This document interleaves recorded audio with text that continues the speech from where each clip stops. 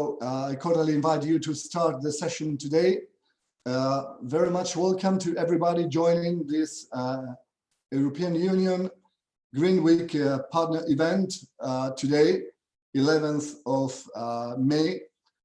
My name is Rafael Ataz. I'm project responsible of Life Adaptate project, one of the organizers of this meeting. Some 4 life-funded projects have put together in order to display in Europe the demonstrative achievements that they are playing at the moment in the framework of their life-funded projects. We have came together for the zero pollution topic for the Green Week 2021, which is the pattern to confront the series of activities and results from our 4 live running projects.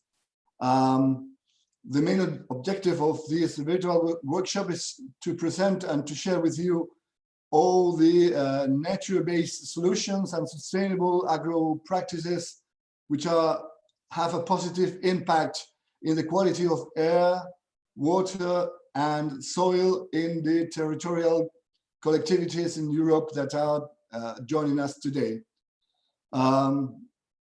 More precisely, the 4 life-funded projects act in 3 relevant priorities or topics. All of them address the zero pollution and the improvement of quality air and soil, which is enabled through the active participation of public administration and territorial collectiveness in regional and local level. Science actors promoting and testing solutions, both indoor and outdoor, and also particular agricultural disciplines will be targeted today. We have 4 panelists today, 1 panelist per participant project. To all of them, I want to thank very much for their attendance. And I want also to thank Ms. Cartagena Fortun, Policy Officer of DG Clima of the European Commission, for her cordial acceptance today to intervene and to join us for this session and to present the overall approach of the current implementation stage of the European Union, in particular DG Clima, and the latest developments, and how the synergies are evident between territorial collectiveness, playing mitigation and adaptation in Europe, and the European Commission designing the umbrella of protection of this political framework, right? So once again, and prior to leave the word to Katerina, I want to thank all the panelists from the projects Life Adaptate, Life My Building is Green, Life Coast Adapt, and Life Vida for Citrus, which are presenting their developments in the hours to come. I will manage the chat, so I will be in the position to address to Katerina and all the panelists the questions that I can see in the chat. I will be pleased to monitor the session today, and I hope that you all enjoy. In the event that newcomers are joining us, your entrance is much welcome. And okay, I hope that all the intervenants from Latvia to Spain, from Sweden to the European Commission will provide fruitful information and reputed background on their developments, so you can enjoy today in this European Union Green Week 2021 partner event webinar. Okay, it's time to start. According to the agenda that you can share, I want to unshare the agenda and leave the floor to Katerina Fortun. Once again, Katerina, many thanks for your acceptance to address today for the keynote speech.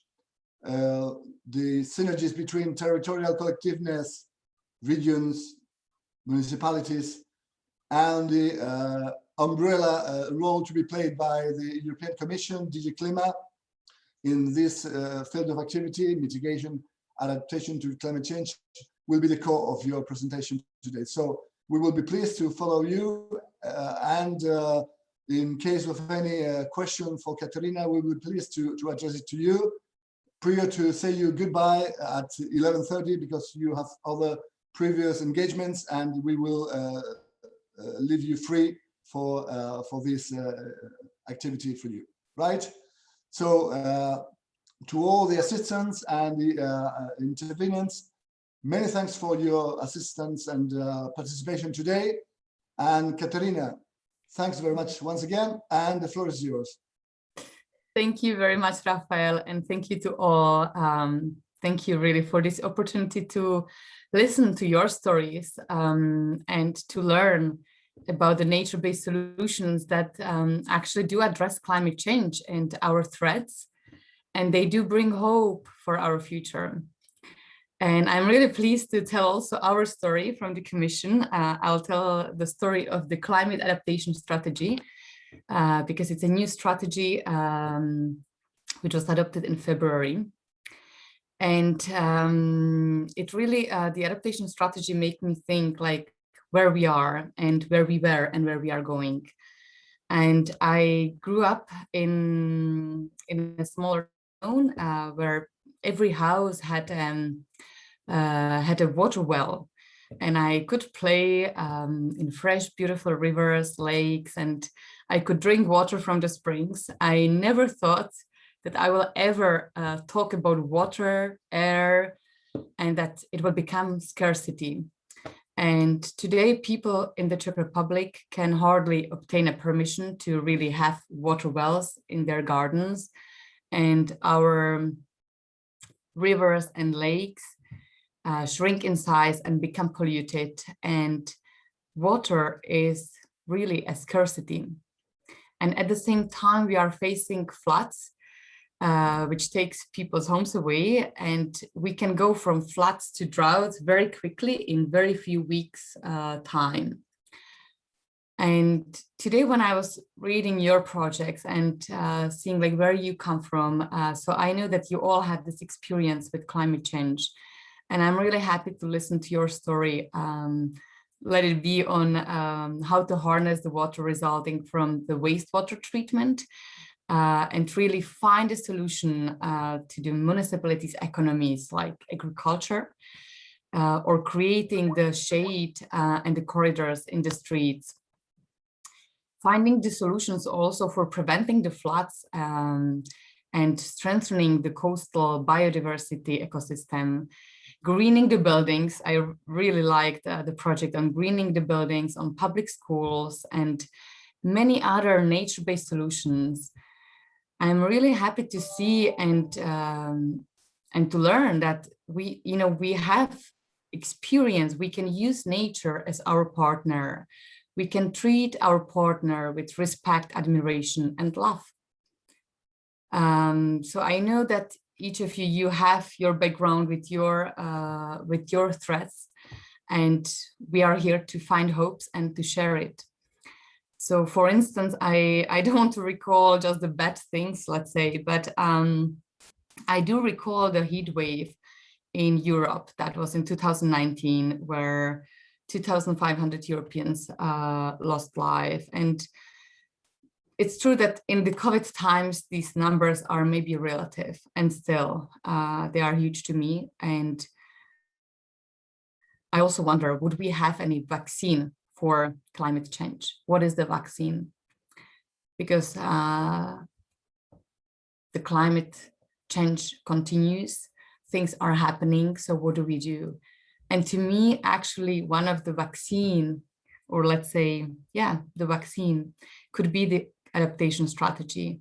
I imagine that we have a strategy where we really are on board as the whole society, on board to this adaptation, and at the end, I do believe that we will make it. So I'm really happy to see that recently even more and more governments, businesses, public organizations, and citizens, because citizens are key. Like we are all part of the society, and we need to be on board in this climate process, in this change, in this adaptation, which is really huge, because we need to radically rethink the way we live, we work, we produce, we consume. It's really the radical thinking how to protect people, how to protect the planet and our prosperity as humanity. And you, because you are really on the ground, you are there on the front lines, also for now, the COVID-19, and right now people are feeling and facing devastating health and economic impacts on the ground. So I do see that many leaders are responding with really creative solutions, recognizing the actions that are necessary in response to pandemic, but also making the cities greener and more resilient. So we are looking for win-win-win solutions. We need to find solutions that address pandemic, that address climate threats, and that address inequality. And to me, I do ask question sometimes if like the adaptation, is it somewhere? Is it somewhere where we place it, where we develop it, or is it really everywhere? And to me, the answer is adaptation is everywhere, is basically anything I do, any action I do, I try to ask, what can I do? How can I adapt? Or what can I support? How can my actions support and contribute to this climate change to really make it? And so I'm really glad that I can I can share the 4 important bones of the adaptation strategy. What is the thinking? What is the strategy? What is the vision behind it? So the first important bone, which is not really something new, we know that we need to adapt in a very smart way. And when I say smart, or when the Commission, we use adaptation and we say to make adaptation smarter, what we have in mind is to base it on research, on data collection, and data sharing. So we are looking for precise modeling on future hazards to really know how much it costs us not to act and what is the price. Because it does remind me a bit this market that has been there for solar panels 20, 30 years ago, that we couldn't really estimate what is the revenue because it was a new market. And the new thing is happening now. These new markets are developing now in adaptation. What is actually the cost of not acting? So we can see how much revenue there is also for private capital, for private investors to act, to implement the solutions. So we are looking in this smarter way. We are also looking for research, for instance, for farmers, that they can plant better crops that are planted better adapted to adaptation change. And it also goes in the direction of collecting the data, for instance, when families are buying a house, to really know where do we buy the house, the data on floods, the data on the sea levels. And also that applies to businesses to really have these adaptation eyes, also reviewing the business models to see if the business models are going to make it and are adapted for long term. And the keys are really, the key players are the cities, because you know how to protect residents from extreme weather. Now, also the second important bone is to become systemic. So the new adaptation strategy has a big focus on systemic solutions, systemic approaches. Right now, the field is a bit fragmented. there is still space for really joining the forces, become a stronger community, sharing the knowledge, sharing our wisdom, what we know, how to do it, and also share financial resources. So what the Commission proposes in terms of systemic is really to connect at all levels, starting with local communities, connecting it with cities solutions, with regional plans and member states plans. So there is really much more tailored advice for especially more vulnerable communities, so that they can develop adaptation plans. There is a plan, there is a vision, and it's systemic, and it goes across all levels. The adaptation strategy is really very much focused to go from planning to real action to implementation. So we do promote in the adaptation strategy nature-based solutions, because we do believe that nature-based solutions are actually cost-effective. And as I said, it's partnering with nature that can really bring solutions to our threats and bring hope to our lives again. Because we all want to breathe fresh air, we want to live in clean cities, we want to enjoy our cities in the summer. So we need to take care. Of course, it goes hand in hand also with fiscal policies and the mindset that needs to be changed, because we need to estimate, and we do have estimation of how much it costs, all these damages caused by the extreme weather. So for instance, there is an estimation that the extreme weather alone, just the extreme weather, causes an average 12 billion euro a year in losses. And this, if we prevent this 3 degree, if we fail to prevent the 3 degree scenario, it can go even to 170 billion euro. So really, it's not, I think that we are really moving the discussion and the awareness from like what we feel, but now we have economic data, and it's really the core. Adaptation is core in political and economic discussions. Under the strategy, also the Commission will start a dialogue with member states on the impact of disasters on public finance. So really the focus is to start designing more climate-proof fiscal frameworks. Third, very important bone is the speed. We all know that it's happening right now and we need to act. So the adaptation strategy wants to bridge the gap between the planning and implementation. So we really want to implement the things, the plans, the actions as soon as possible. And so what do we do? What do we propose from the Commission? How can we support cities? How can we support communities? How can we support regions and member states? So now there are two, or I would say maybe three big visions. So one, in terms of adaptation, we have the mission on adaptation. So it's a new program, new vision, new program, very different approach through Horizon Europe on mission on adaptation. And it's really based on a book inspired by the book from Mariana Mazzucato, Mission Economy. I very much recommended it. And this book really talks about having a purpose, having mission.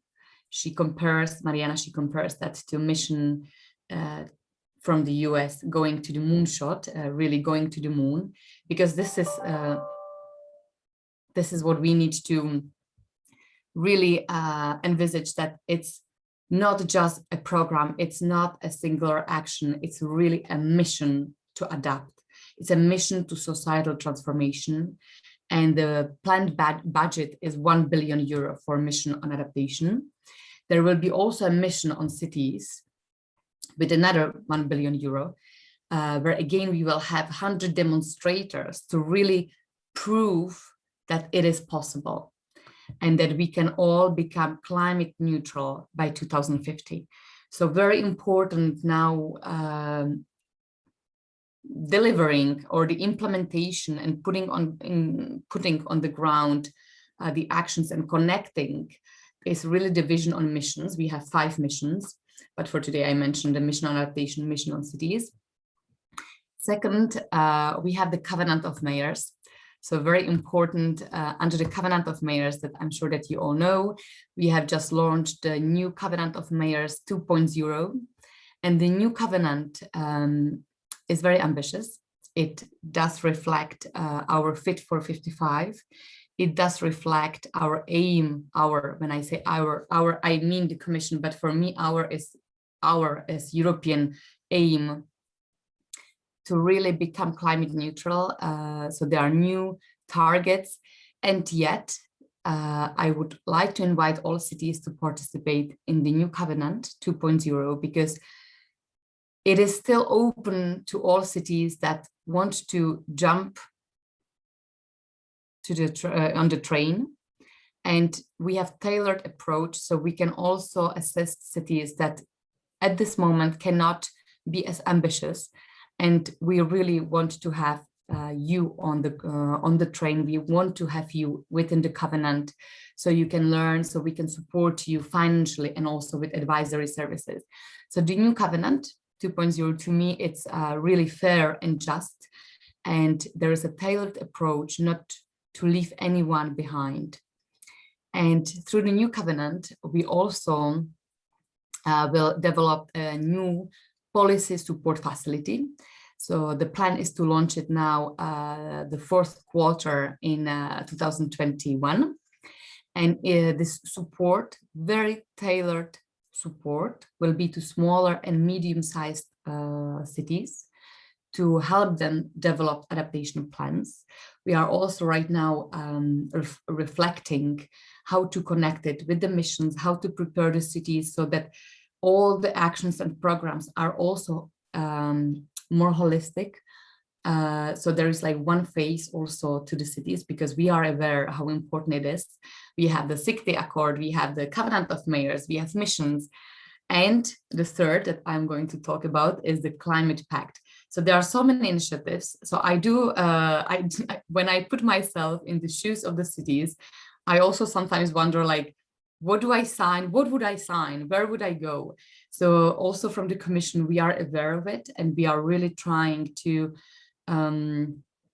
present all these initiatives as one package, and to understand and communicate very clearly what are the steps and how all these actions support the cities and the communities and the regions. And so the idea is to develop local climate pacts where where the cities and the communities could engage with the citizens, and we would like to facilitate this engagement. Which brings me to the third important new baby within DG Klima, within our directorate, and it's for the whole Commission, of course. It's just that we are in the lead, or in making and shaping.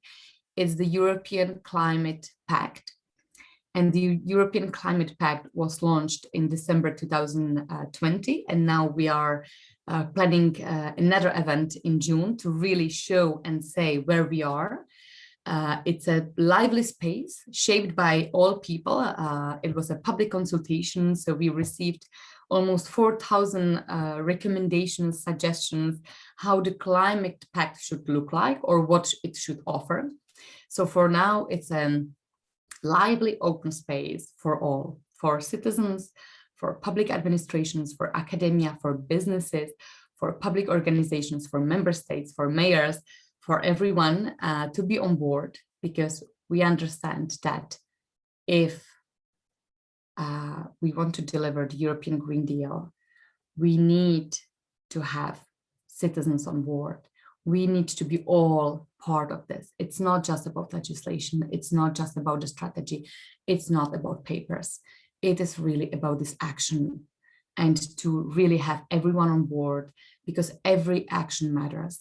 So this is what the Climate Pact is about, to engage with citizens to engage with ambassadors. And when I say ambassadors, I don't mean people in gray suits. I really mean everyone can become an ambassador, your neighbor, teacher at school. We have mayors. We have, of course, climate activists. We also have young ambassadors. So as of 15 years old, you can become an ambassador. We are preparing a specific workshops for young people and really co-creating the youth strategy under the Climate Pact. So there are many new initiatives taking place at this moment in the Commission.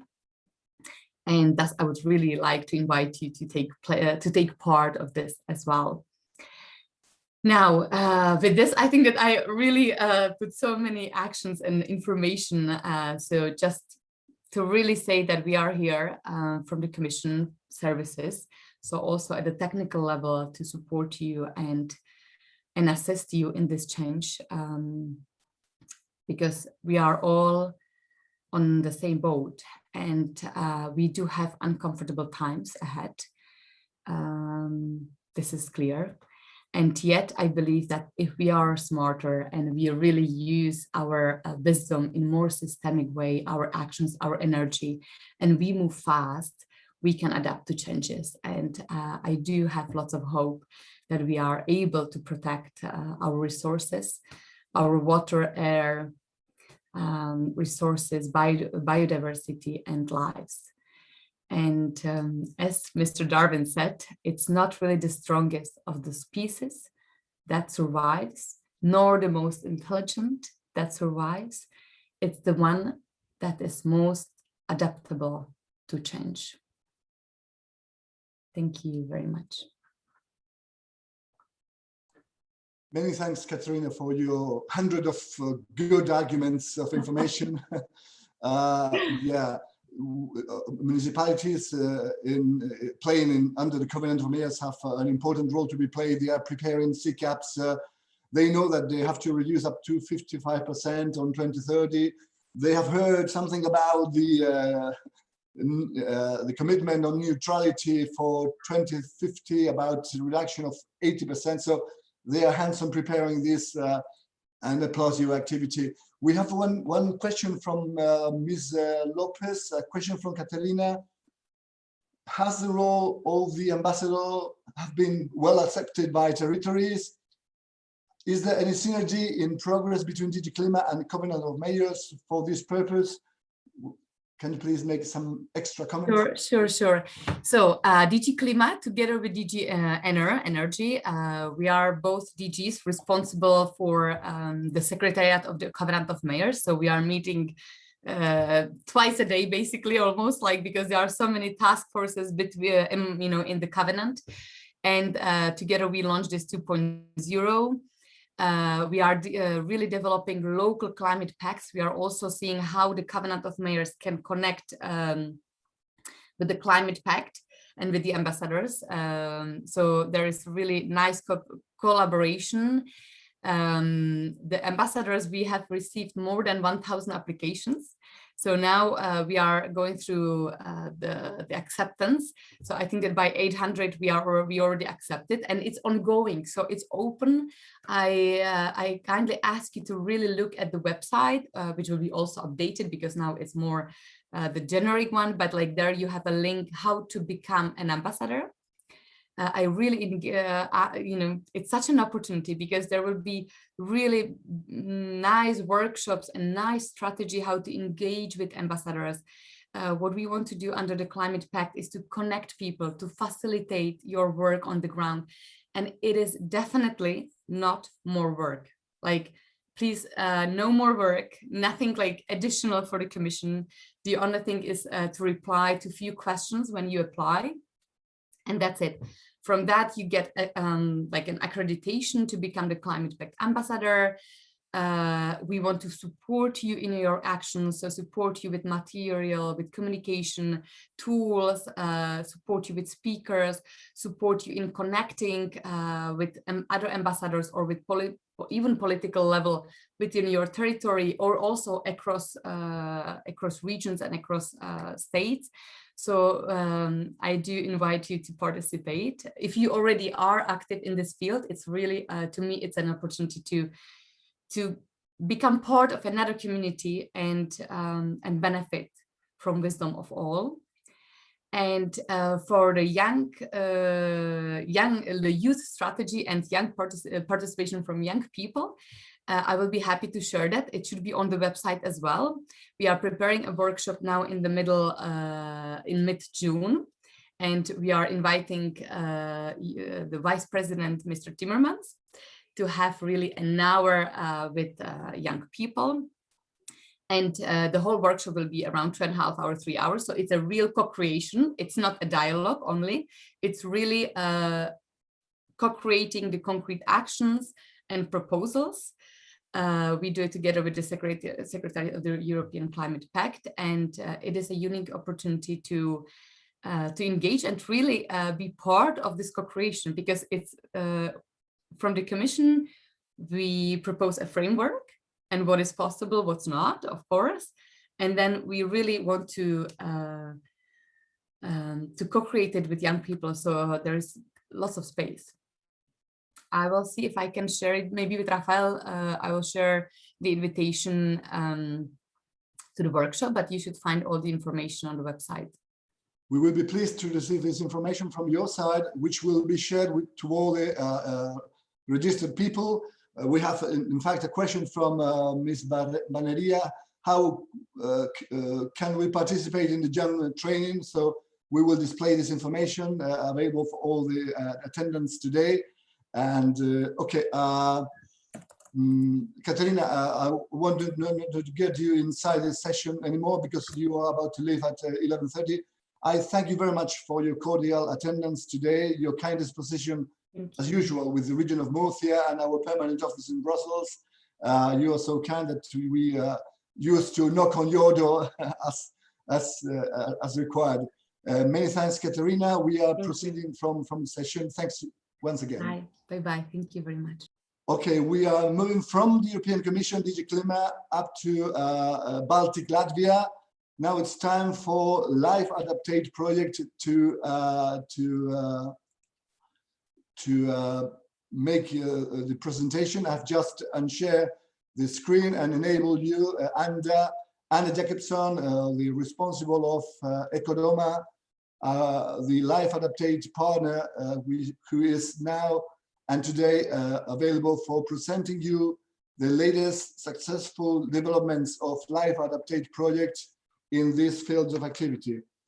The Life Adaptate project is addressed to show how public administrations and collectivities, in particular the local municipalities, are playing a substantial role in adaptation to climate change. So with the scope of zero pollution, and we are keen to see how Life Adaptate project has been playing over the last 3 years. Thank you. Thank you, Rafael. Hello, everyone. I hope this will be an interesting day for everyone. So next slide. I am Anda Jakobsone. I'm located in Riga in Latvia, which is more or less the northern part of the Europe, and I'm representing today a Life Adaptate project which covers Riga, Europe, Latvia, Spain, and Portugal. Our project full name is Common Methodology for the Development of Sustainable Energy and Climate Action Plans in European Municipalities. So you understand that we are mostly working with municipalities to support them in adaptation ways in different ways. So one of the core things we did in our project is a methodology that was developed based on the Covenant of Majors approach. So we took existing Covenant of Majors approach of how to develop a SECAP, Sustainable Energy and Climate Action Plan, and added there some few things which we consider as really important for municipalities to really be able to understand and develop good documents. So first thing, we integrated adaptation and mitigation approach together. So adaptation was done simultaneously with mitigation planning. The next thing that we considered, it has to be easy to use, especially the easy to use vulnerability assessment principles, because adaptation is quite new concept for municipalities, and to understand how to assess climate vulnerabilities, climate risks and hazards, at least for municipalities that those hazards are not that super visible. For example, in Spain and Portugal, it is very visible, like the droughts, the sun, the increase in temperatures. But in Latvia, in municipalities that is not really suffering from floods regularly. So for other municipalities, it's not that clear what is climate risk, how much does it cost. So this part, we thought that has to be really easy to use and understandable. And the next thing, which we consider as crucially important, is participation process throughout the whole process. In our experience, personally, many municipalities have developed their SecUps just using their internal resources, but they didn't organize any meetings with society, with stakeholders outside the municipal structures.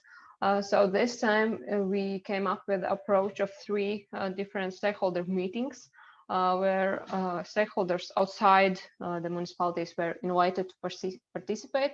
And we see that it resulted in very good synergies and cooperation. And the next key thing is multi-criteria analysis for selecting measures. This also was closely explained, so the municipalities understand this approach and can use them by their own without outside support. Also within a project, we had developed a guide for including mitigation and adaptation aspects in local policies. This guide can be also found in our homepage. Everyone can read through it and use it for updating their policies and policy documents, like the strategic documents of the municipalities, local regulations and things like that. And then I shortly will explain the pilot actions we had in a project. So we had each municipality implemented 1 pilot project for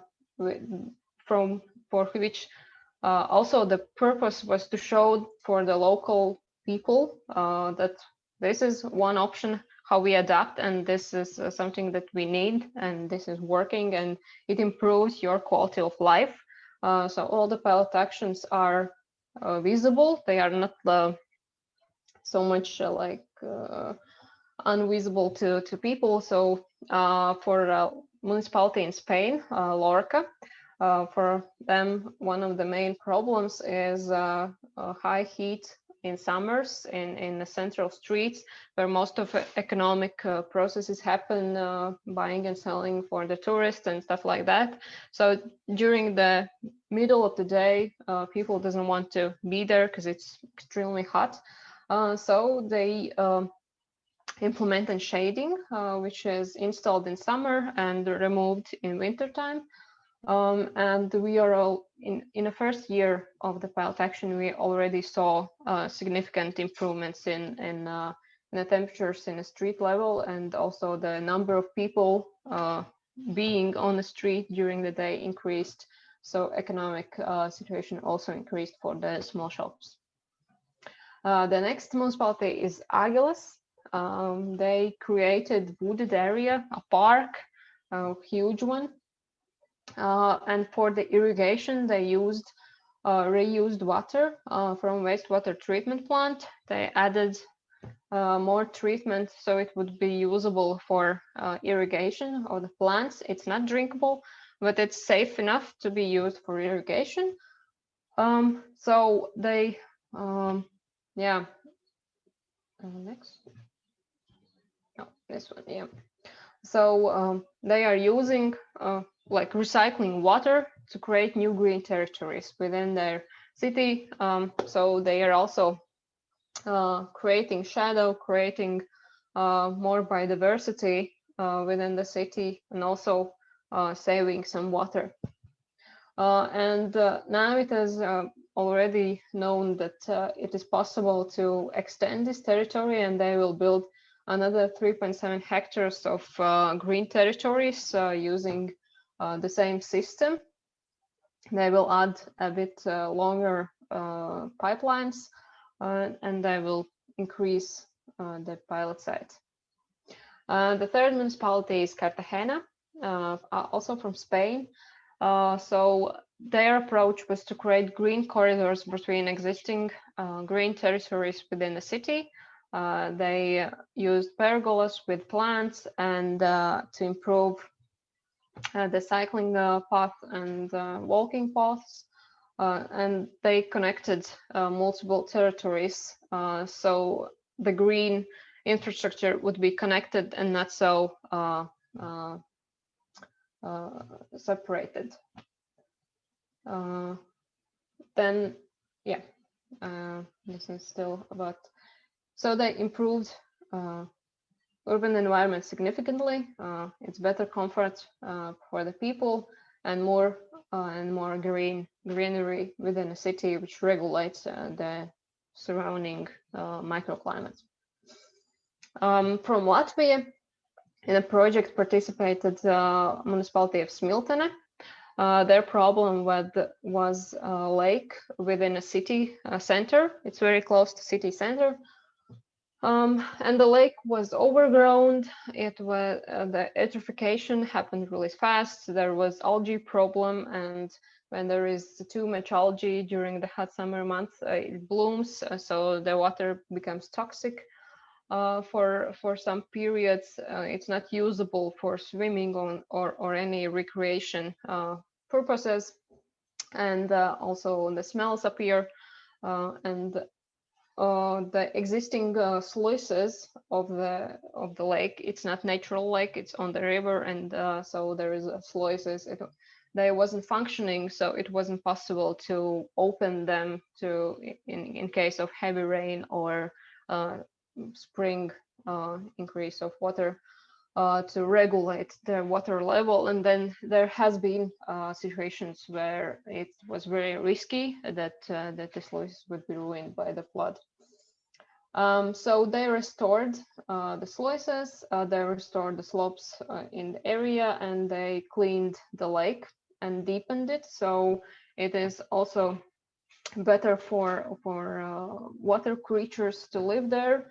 It is usable for recreation, and yeah, and the look of the city center is way more better. Yeah, here you can see the cleaned lake after the reconstruction in autumn. There is some leaves in water, but yeah. So now we go to Portugal. Portugal was represented by two municipalities. One was Mertola. They implemented shaded areas with integrated renewable energies, that's the PV tree, and also shaded areas where many people are populated. And also one of the actions for Mertola was creation of sustainable tourism plan, as they are very tourism active municipality. The sustainable tourism plan was very crucial for creating a situation when tourism is still active and they earn money from that, but it doesn't damage the environment. And also one of the actions was creation of a multi-purpose forest, which was done in both municipalities, first in Mertola and then in Alfandegetafe. And this project was created as a long-term project, which will be implemented in a future step by step by developing the city itself. Yeah, to promote forest-based territories where indigenous species and natural regeneration technologies are used. And for Alphen-Deget-Fe, one of the essential parts of the pilot action was construction of lake. This was due to high dry seasons, high fire risks. So it favors cooling, it ensures water for farming, irrigation, and also supports forest firefighting. And one more, what they implemented was shaded territory, shade for a car park, which was built with the renewable energy source, the solar panels. So it fosters the shade, the adaptation part, and the mitigation part. And the last slide from me will be just about other dissemination activities we have done in this project, which we think is quite important to inform the society and to speak with society and to raise awareness of local people so they understand why we do all this. So we have developed a didactic unit for schools, for school children, how to explain them the climate change, which is also you can also download it on our homepage. We also created travel exhibition, which is now located in all the municipalities and moved around the public spaces. We also went to the schools. We gave them lectures and tasks and workshops about climate change, which was actually a very successful thing. Schools are very open to such events. We have done many webinars as well, and now we are launching a training course, which is also available now in English in our homepage and in Spanish, I think. And soon will be also in Latvian and Portuguese languages about the climate change and SECAP approach and adaptation approaches, what municipalities could do. Yeah, shortly, that would be all from my side. If there is any other questions, now is the time.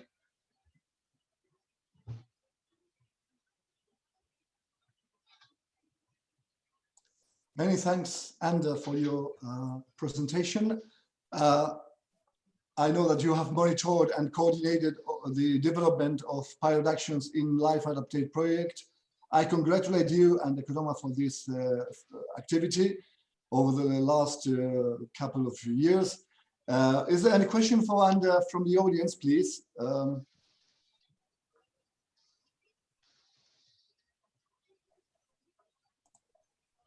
Okay, if not, we are on time. I want to thank you for your fresh and blue and green presentation.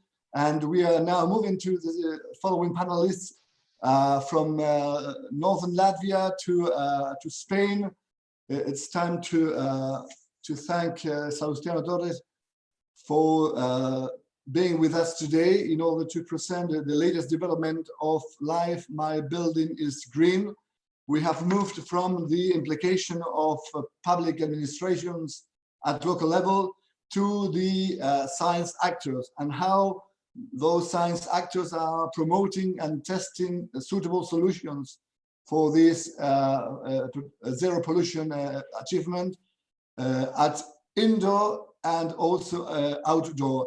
Now we have indoor activity will be addressed by Salustiano Torre. Many thanks for your attendance today, Salustiano, and we are looking forward to following your presentation now. Thank you very much. Okay, can you see my presentation, Rafael? Yes, we do.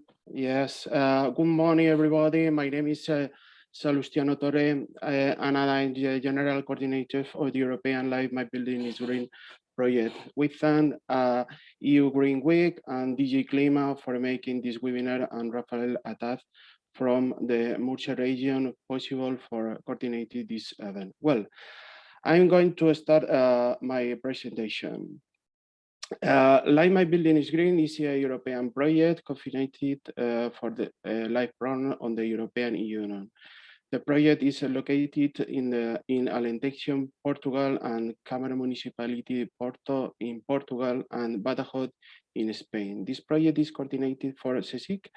CSIC is the largest research and innovation center in Spain. My Building is Green has 4 years of execution and has 3 pilot schools to implementing nature-based solution prototypes and follower social building. The ambiental problem that Live My Building is Green want to solve is characterized by these points. School and social shelters located in cities and towns. 17% of the schools in Spain and Portugal have been building before to the INVA city 79. Building with insufficient thermal insulation without mechanical ventilation with poor waterproofing on roofs and surfacing window openings occupied 70% of the east, south, west facades. Buildings without sound protection in window openings, temperature inside the classroom above 32, 34 degree. Heat waves and side temperature about 27 degrees from April and to October include November. CO2 concentration about 1,200 ppm, high concentration of formaldehydes and benthenes. Here an image that represented to the problems explained in the before slides. The overall objective of the project is to contribute in increasing the reliance of these buildings and improve indoor air quality by implementing in them nature solutions, hence as prototype of the climate adaptation and improved well-being. How? Using nature-based solution for existing buildings adaptation and via climatic roofs, green shadow, structure for walls, indoor playground and green pavements and natural solution for playgrounds, adaptive vegetation criteria, creation of natural ventilation measures. Okay, prototype of the natural bean solutions. My big one prototype, my big tray with tray, conventional extensive root systems encapsulated with a white waterproof sheet for increasing drought resistance and the roof temperature reduction. No watering requirements. Another prototype, my big white box, vegetable container and water reservoir combined to be integrated in gravel roofs. Very easy to install solution for improving water management. Another prototype, my big cube system supported of the roof separated from it, generating and ventilated roof with an air chamber and under trays with extensive green roof systems. Another prototype, my big GUL, the green urban living is a multifunctional system using expanded cork granulated for the construction of green roofs and living facades. Another prototype, my big sucker. My big sucker is a sedum carpet is unsustainability and we 100% biodegradable vegetation cover solutions. Another prototype, my big biosol. My big biosol is the combination of a green roof and a set of solar panels. In fact, the combination is not just a sum of benefits, but an almost perfect symbiosis between energy efficiency, biodiversity, and sustainable productions. Okay, green shadow structure for walls. Prototype, one prototype is my big toldo. My big toldo is a system has been designed to create a vertical surface with vegetation of very long thickness and weight to create a setting with a contribution of humidity to the environment. Another prototype, my big fab.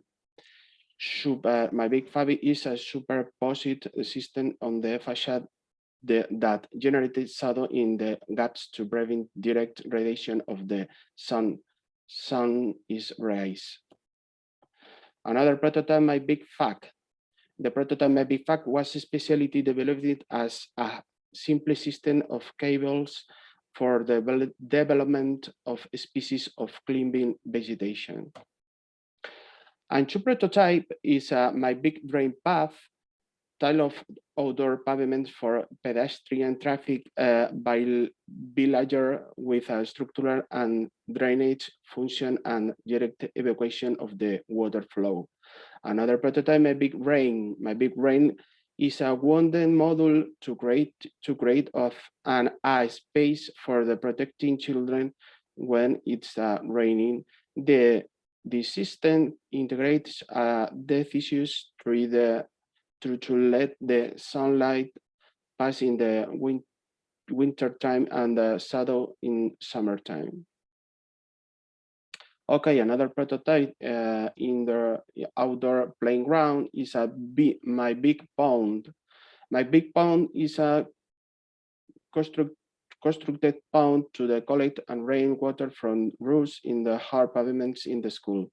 Solution for the boosting water infiltration, safe watering in the vegetation of the garden, promoted in biodiversity and improve water management. Okay, another prototype is adaptation vegetation, but some points is a natural habitat creation in urban buildings, selection of native plants, species by type of claims, selection criteria carpet of fruits, seeds and plants, species seeds. And another one is a plant species database selection criteria.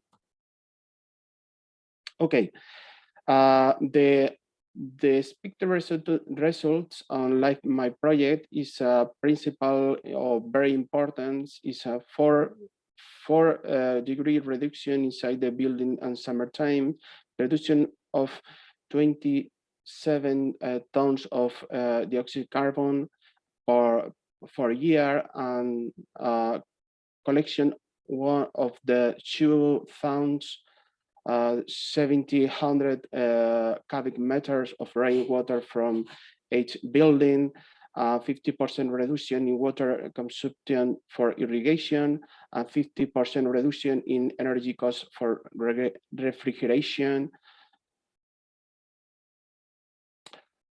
My Building is Green project team would like to acknowledge the confidence and economic support of the EU Life financial instrument by financing Life My Building is Green project. Okay, thank you very much. Life My Building is Great helps school adapt to the effects of climate change, and school children have the better condition in air quality and well-being in classrooms through the design and implementation of a nature-based solution.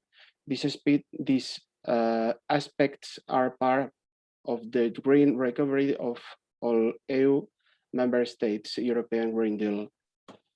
Okay. Rafael, any question for listeners, and can I answer it by email? Forgive me, I have to go to another important meeting for me. Thank you, Salustiano, for your presentation. Yes, we follow attentively your address. There is one question coming from Vineyard Science. It is said that denialism can still be a factor against adaptation measures. Congratulations for being able to overcome it for all and wonderful projects you have presented. Do you have any comment on this, Luciano, prior to leave the session now?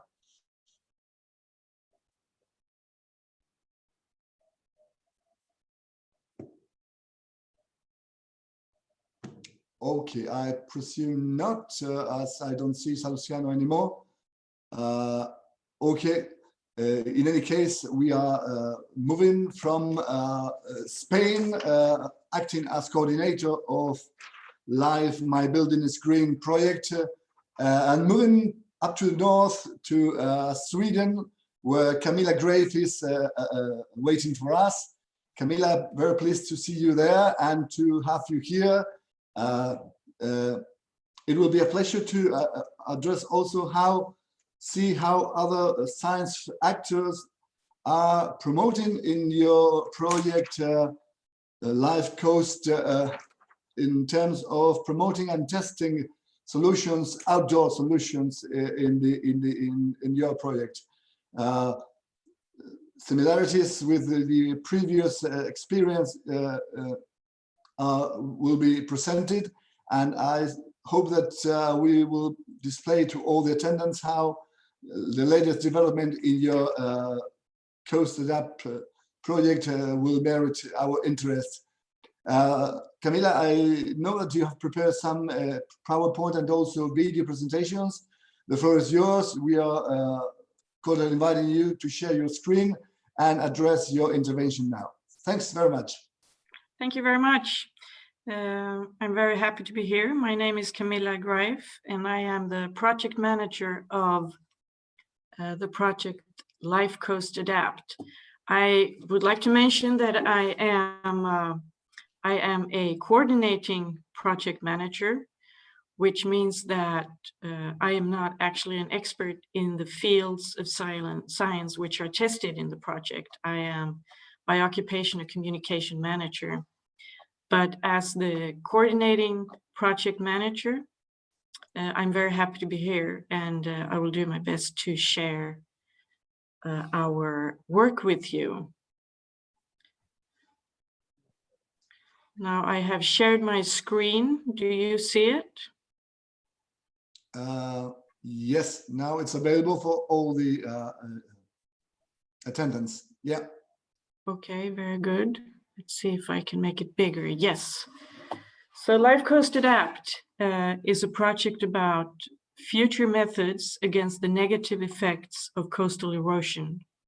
I should also say that I will go through my PowerPoint presentation quite quickly, since I would really like to show you two movies.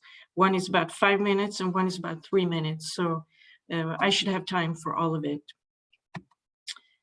This project is located in Skåne, which is the southernmost part of Sweden. We have about 400 kilometers of coastline here, and basically all of it is quite exposed to coastal erosion. Region Skåne is the coordinating beneficiary. It's a public authority, and by mission of the Swedish government, we're responsible for healthcare and the regional development in the region, which includes, for example, environment and climate issues. The project associate beneficiaries are the County Administrative Board of Skåne, which is the so-called stretched out arm of the national government in Skåne. Lund University is another associate beneficiary. Lund University often ranks among the top 100 in the world. Skåne Association of Local Authorities gathers all the municipalities in Skåne, all in all 33. 16 of them are coastal. We also have the municipalities of Helsingborg, Lomma, and Ystad as associate beneficiaries. On the map, you see Helsingborg, Lomma, and Ystad marked by red lines. And you also see 3 municipalities marked by orange lines. These are Båstad in the very northwest part, Trelleborg in the very south part, and Kristianstad on the northeast coast. Those are not associate beneficiaries per se, but they are very cooperative. So we're trying to spread this over Skåne. We would like to make this project a platform for all the coastal municipalities in Skåne. And one purpose that we have is that the methods that function will be adapted by the municipalities and that they will carry them out themselves in the future. The duration of the project is 4 years. It started in June 2018, supposed to last 2022 all year, will be extended, most probably half a year or maybe 1 year. We have about 4.5 million of a budget, and the EU is funding 60%. I might add here that if it weren't for that funding, we would not be able to carry this project out. That's a basic fact. The project is about more than one thing. It's about biological diversity. It's about ecosystems and ecosystem services. That is the functions of the ecosystems that promote our well-being and our living conditions. For example, flooding protection. The project is very much about coastal erosion, the loss of land, or the long-term removal of sand along the coastline, which is due to how waves, winds, and currents move. This is a natural process that cannot be stopped. What can be stopped are the negative effects of coastal erosion. They can look like this. This is just a few kilometers from Helsingborg on the northwest coast of Skåne.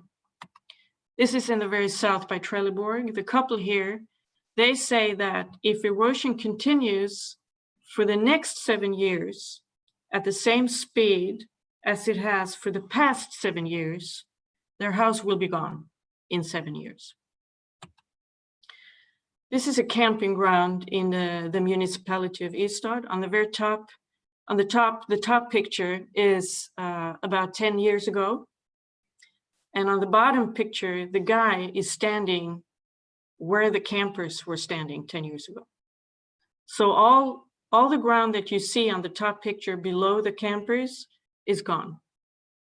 It's happening very quickly. So we can't wait, and we need long-term methods to mitigate the negative effects of coastal erosion. The methods are nature-based.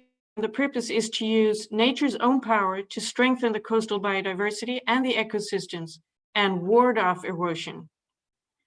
The goal is to find out what methods work and which don't, and spread the results and replicate functional methods in other parts of Europe. There are two special things about Life Coast Adapt, not to say unique, actually. We're testing these methods to a larger extent than, as far as we know, has happened before. We're also testing several methods at the same time on the same location. The methods, I will present some of them. Some of them will be presented in the movies. So I'm just going through them quite quickly. One method is to remove hard structures. Now, back 40 years or something ago, it was believed to be efficient to put hard structures in the sea to ward off erosion. Turns out it's not. Instead, hard structures actually worsen or move the erosion, and they need maintenance. Under the rocks that you see on the picture, there's concrete. Concrete needs maintenance, and it's not very climate friendly. So if nature-based solutions work, they're sustainable, both ecologically and economically. Constructed wetlands mimic the functions of natural wetlands. We want to reduce the water flow before it reaches the sea. This is good both to mitigate erosion and promote biodiversity. River erosion protection. This is a measure not started yet, about to start. Uprooted trees will be wedged upside down by the river edge. The picture is not from Skåne, thus. This picture is actually from Montana in the United States, where they've tried this with great success. So it hasn't started in Skåne yet. Removing invasive species. This increases biodiversity, and it's carried out in combination with building dunes to bind sand. These methods are in the movies: beach nourishment, sand dune formation, restoration of habitats and dunes on land, and planting eelgrass. Please let me finish this PowerPoint presentation by encouraging you to follow us on Twitter and visit our website, lifecoastadaptenglish.se. It's recently updated, and if you're interested in details about the status of the project, this is where you find it. So I'm ending the PowerPoint presentation, and I'll show you 2 movies. I'll start with the one coming from Ystad. May I ask you, do you see it? No, we don't. We only see Okay. the first slide of the PowerPoint presentation, not have moved to the video. Okay. Now let me see if I can new share. Okay. How about now? No. To No? be honest, we don't see anything else but the PowerPoint presentation. Okay. Excuse me, Camila, you must stop. Okay, yeah, that's the correct way.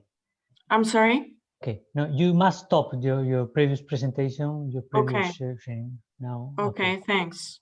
Please switch on the audio from your computer when you share your video. Okay. You have an option there. Okay, I will do that. So let me see here.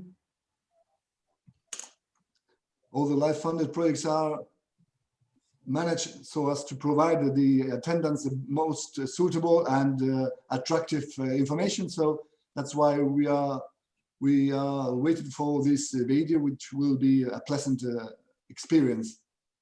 I think it, Do you see it now? yeah, can you switch on? Okay. It works.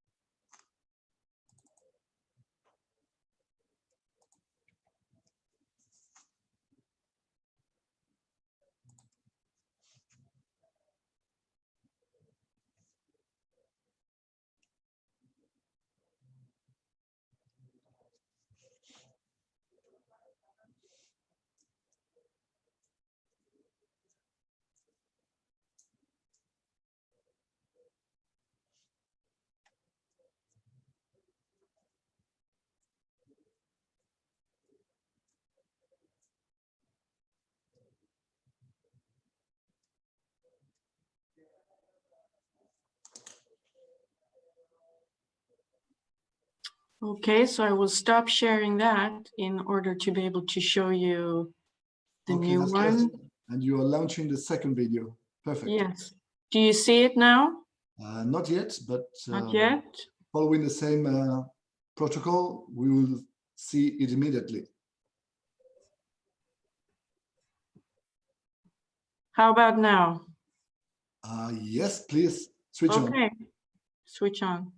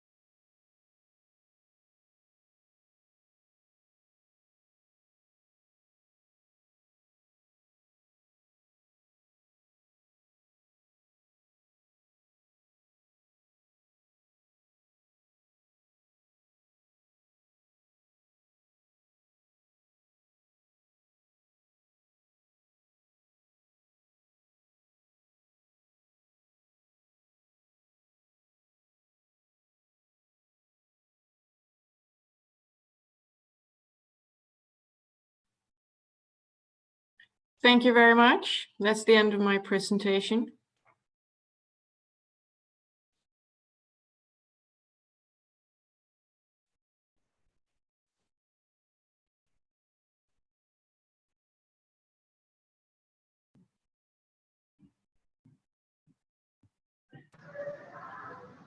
Rafael, we can hear you.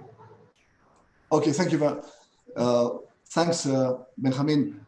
Thanks very much, Camila. It's not only the power of voice, but also the power of images that you have transmitted. How, according to the EU Green Week 2021, we are displaying how the life-funded projects in charge today, in force today, are have displayed a fruitful and very professional activity by preventing from problems with natural resources, and also the reduction of zero pollution in earth, air, and water, as it is the case for your project in Sweden. Thanks very much. I presume I am checking the chat, searching for any eventual question for you. Okay, anyway, thank you very much, Camila, for your presentation. All the presentations will be uploaded into the EU Green Week 2021 workshop in order to be available for all the attendants and non-attendants. So we will share this information with you once the meeting is over. And okay, we are moving from northern Sweden up to southern Spain, and we are closing this panorama, taking into account how the life-funded projects participating in this webinar have been playing over the last years. And we are now moving to more concrete agro-disciplines. This will be the target for the presentation now from Benjamin Fauli from Live Vida for Citrus, and how zero pollution is reachable via sustainable agro-practices, in particular the citrics. Benjamin, the floor for the following 15 minutes is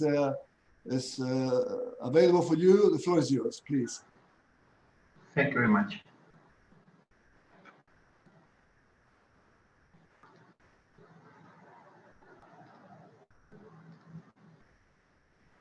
Okay, where is the presentation now?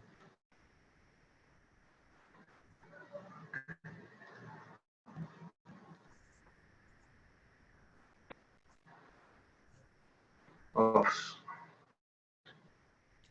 Try again. Okay.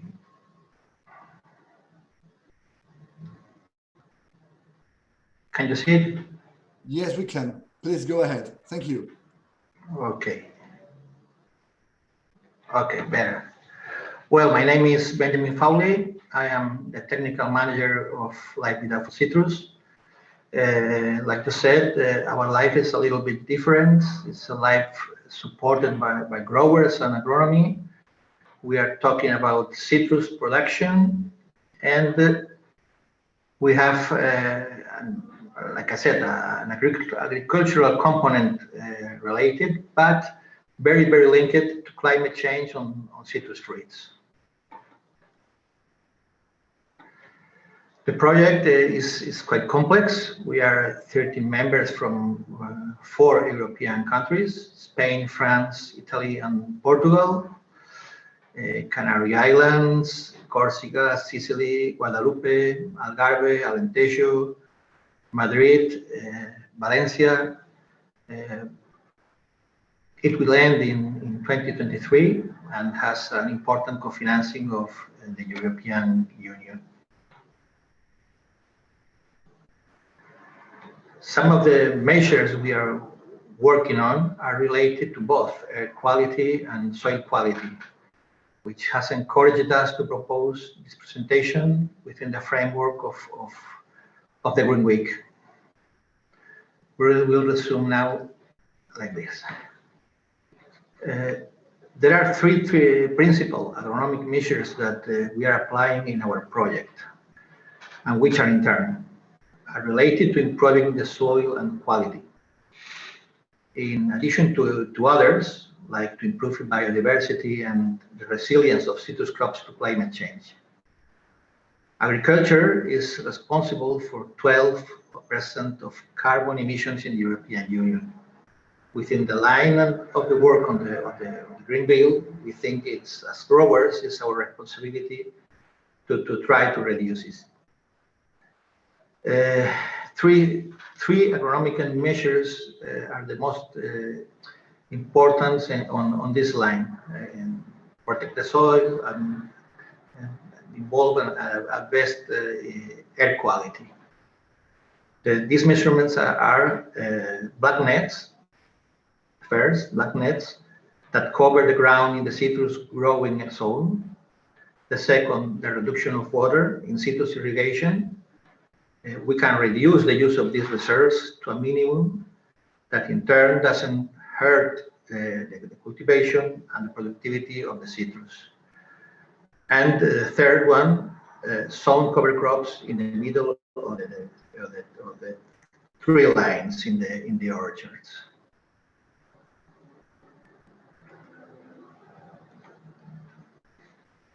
The first one is the black net, and talking about improvement of soil quality, the use of black net or vegetal material is a technique consisting of covering the plantation ground with different types of materials, vegetable remains of the crop, plastics, etc., in order to protect the soil that maintains a higher humidity in the soil, favors the structural stability and fertility of the soil, reduce soil salinization, and reduce direct evaporation of water from the soil surface.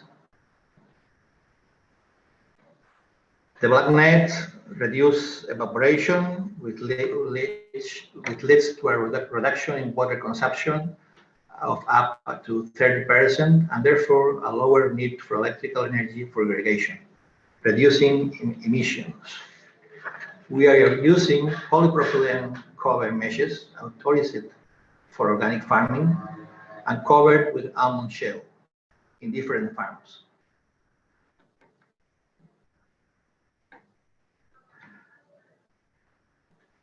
We keep on talking about the improvement of soil quality, and if we talk about the deficit irrigation, the second item, this is an alternative aimed at improving efficiency in the use of water, increasing its productivity. Through deficit irrigation, it's intended to minimize water consumption without significantly affecting crop production. You must remember that we are growers, and we need to keep on growing and having good productions for our rents.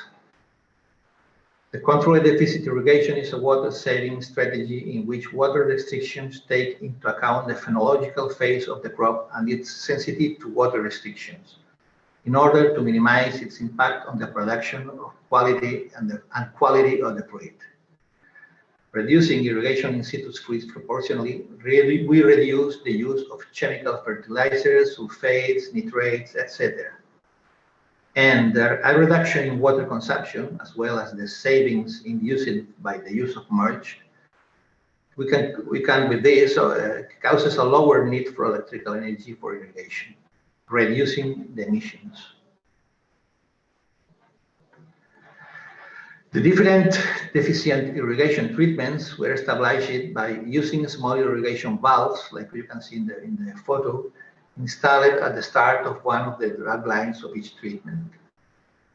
In our project in July 2020, we installed some volumetric meters in the demonstrative plots to register the actual volume of water applied and follow up or adjustment of the different irrigation treatment. Irrigation of crops influences, if we are talking now about the air quality, the irrigation of crops influences the carbon flow dynamics of the soils in such a way that a decrease in the amounts of water supplied to them is expected to decrease the carbon flow rates of the soil, which mitigates the global warming.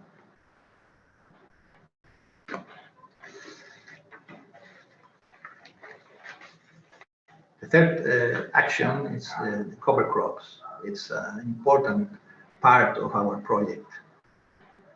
Soil is a non-renewable resource that all farmers should treat with the utmost care, which is why plant cover crops are an excellent option that allow us to protect the soil.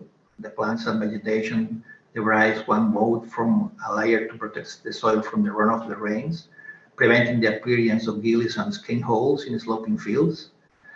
And we arrive to improve the quality of the soil. Why? Because the organic remains, like leaves, stems, and roots of plants, are a source of food that stimulate the microbial fauna of the soil and increase its levels of organic matter and its biodiversity. And more, the cover crops facilitate work after the rains, suppose a saving of fuel emissions, etc., etc. It's an example of the 3 different types of cover crops that we are testing in our projects.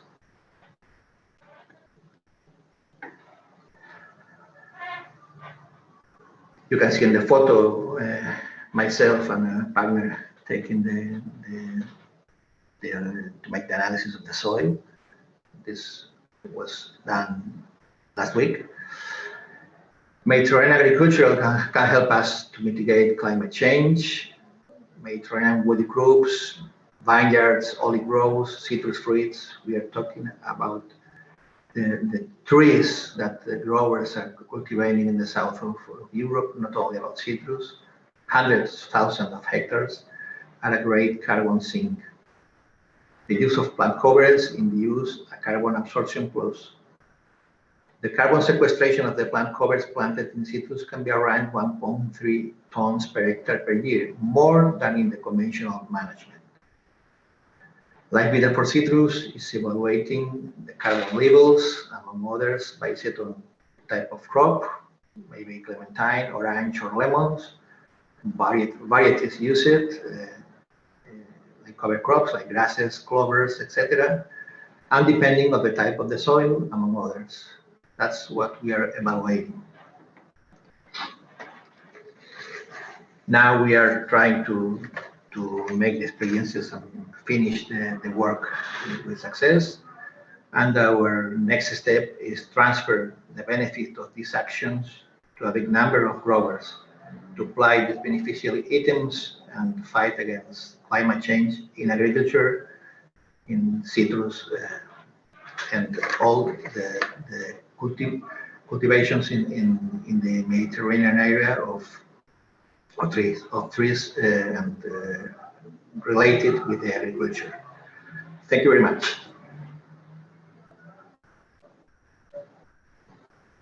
Okay, Benjamin, thank you very much for your intervention in this partner event.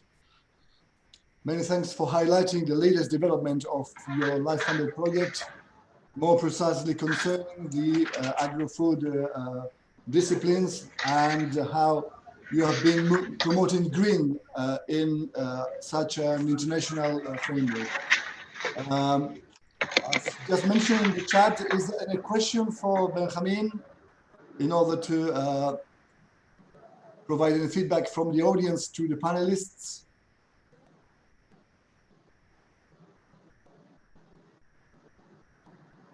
Benjamin, what is the current stage of implementation? You are in the nearby of the conclusion of this project. You have already a couple of years on. What is exactly your situation now? We're finalizing our project in 23. Now we are with the orchards experiences. We had very big problems with the COVID, you know, the work of the scientific members and to transport the plants to the growers. The question is that, like I said before, we are from 4 different countries and big distance areas, and we've had some logistic problems about COVID. We expect to have the results at the end of the next year. Okay, many thanks. We have tried to provide real evidence on how the LIFE program has supported concrete examples for protection of the environment, mitigation and adaptation to climate change, as well as the reaching of zero pollution for air, water, and soil. We have received some concrete examples on wetlands from Sweden up to the Smiltene Lake restoration in Latvia, taking also into account how municipalities have been playing, and also the different solutions for roofs and green roofs within the framework of Live My Building is Green. And now, last but not least, how the Live Vida for Citrus is supporting green developments. I want to give you the last time for any eventual question coming from the audience, either live or by chat. Otherwise, I would thank you for your attendance. Could I ask you to activate your cameras in order to take a family photo if possible as the final implementation stage of our meeting today. Can you please switch your cameras on for a final family photo, please? In the meantime, you are switching your cameras on, and I thank you for that. I want also thanking you for your attendance today. I hope that you have followed with attention and with interest this event today, this webinar. I hope that in the course of 2021, in the months to come, pandemic will be approaching to an end, and we will be capable to implement new face-to-face activities in the months to come. Concerning Life Adaptation project, we are in the rush out step. The final conference will be occurring mid-September 2021, so I presume that there will be one further occasion for webinars and virtual meetings, but probably not a real presence as such. Okay. Thanks for all of you who already switched your cameras on. I am printing this screen, and once again, I want to say thank you for all of you. Thanks for attending this meeting, virtual meeting today. Thanks to the panelists, Katarina Fortun from DG Klima, to Anda Jacobson from Life Adaptate, to Salustiano Torre from Live My Building is Green, also to Camila Grief from Life Coast Adapt, and our last panelist, Mr. Benjamin Fowley from Life Vida for Citrus. For all of you, as well as all the attendants joining the session today, I want to thank you. Goodbye. We will upload all the presentations and video in the partner event in EU Green Week 2021 for your consultation, and as moderators and organizers of this meeting, we remain at your disposal for anything you may need in the near future. Thanks very much, and thank you very much. Safe, and all the best for you. Goodbye. Thank you. Thank you. Goodbye.